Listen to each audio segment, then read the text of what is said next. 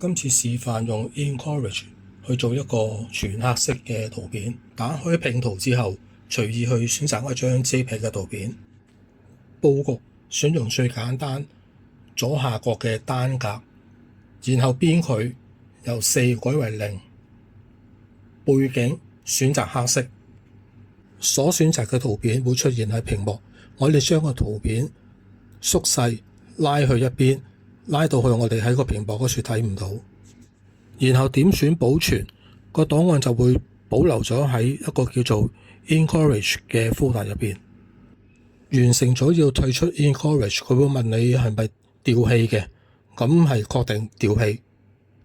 整個步驟完成咗噶啦，我哋去翻圖庫入邊去揾翻 Encourage 呢個 folder，然之後我哋 refresh 一下，咁就會見到一個全黑色嘅圖片喺處。